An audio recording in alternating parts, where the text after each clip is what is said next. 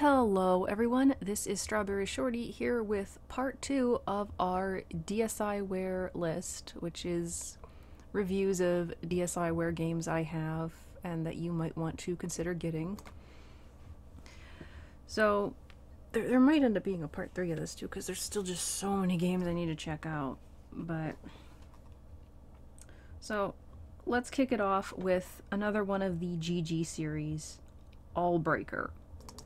So this one you play as a girl with a hammer, and it's kind of like a action puzzle game where there are these like glowing orange blocks you're supposed to destroy, and there's a bunch of other stuff you can smash. You can smash like these platforms and bring them down on enemies, but like you have to be careful that you don't smash something and like cut off your way to a certain block. And it just gets more and more hectic as you progress with like just swarms of enemies coming after you. I have some mixed feelings about this one. Like, I don't think it's a bad game. It's very creative, but it was starting to get a little too fast-paced for me. It plays very simple. You can just smash the hammer like up, down, or left or right. That's basically it. So, next up, we will do Wizard Defenders. So this is kind of like a match 3 type of game where you hold the DS like a book, and on the left side of the screen their whole thing has like lines that stretch across both screens, kind of like a race or something would have.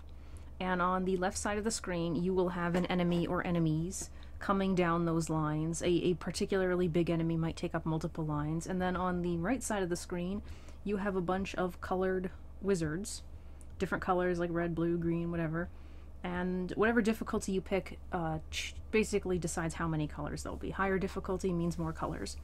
And you have to match 3 or more using the stylus. Just drag them into groups in order to shoot off an attack towards the other side of the screen and hit the monsters. And you gotta get the monsters before they get to the end of the screen and get your little wizard people. And it basically works that if you match 3 or more in the same line, the attack will only hit that line. But say you match like a bunch of them up and down, then you'll get attacks that hit all those lines. So it's not a bad puzzle game.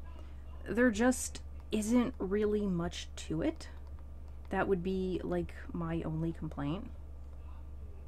So next up, Zombiescape. This is not a good game.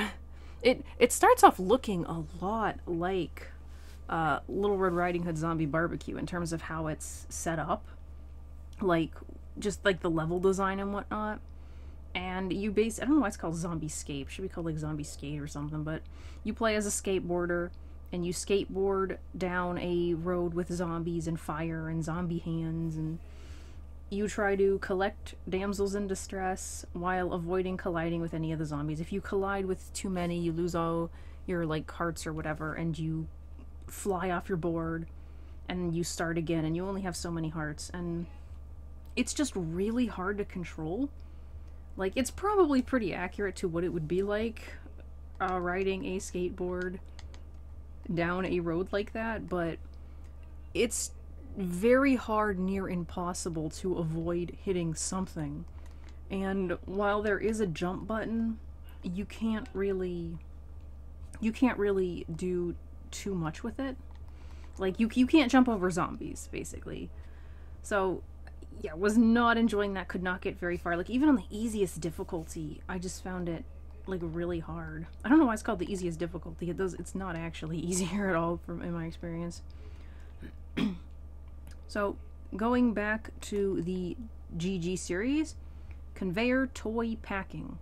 This was another one I really didn't like. It's super cutesy.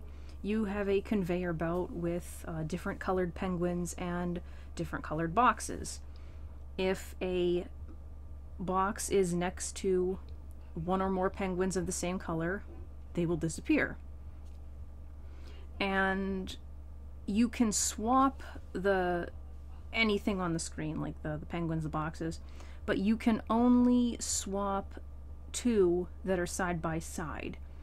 And you can't use the stylus at all. You have to like use the buttons and the like the D-pad or whatever, and it's not really that fun. It's very hard to maneuver the boxes to where you need them to go without accidentally making them collect a penguin you don't want them to. And you can press the right trigger button to make the conveyor belt go closer to the edge of the screen so you can get more boxes and penguins.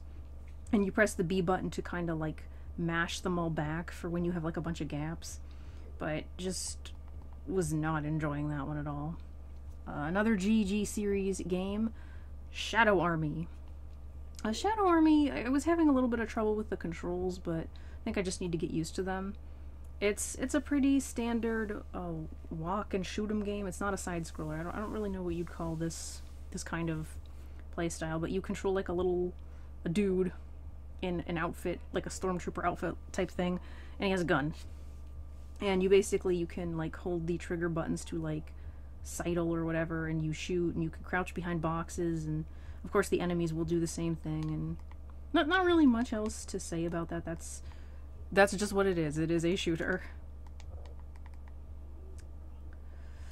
Let's see here. Next, let's review something a little different. Date or Ditch. So this is probably one of the first DSiWare titles that I got.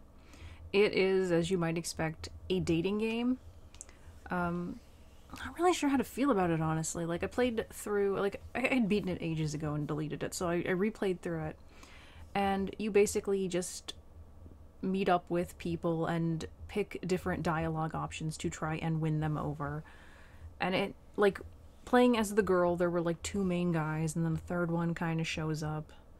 And you have a brief, like, conversation with your roommate, but it's mostly just you trying to deal with the guys. And it's an entertaining enough game. I should have checked the price, see how much it's going for. So there's not a lot to it. It is just trying to choose the right answer. And I did just now try out the boys path, and basically it's the same thing. Like, you meet a girl, and it's the same circumstances. Like, she has the same career as the first boy you meet when playing as the girl, and she's the other girl in the chapter. Like, I'm not explaining this very well, but like, okay, so like when you're playing as the girl, you meet a guy, and he has a certain career, and he has a certain dilemma he needs help with. And then, like, 2 seconds later, you meet another guy who has a certain career, and you know this person from the past. You also have, like, a female acquaintance. When you play as the boy, you meet the female acquaintance, and she has the same dilemma and job that the first guy the girl met has. And then you, 2 seconds later, run into the female player character, and she is someone you knew from the past, just like the second male character on the female path. Actually, you're playing as the second male character on the female path when you're the guy, but so that's a little lazy, and it does kind of take away from the replayability.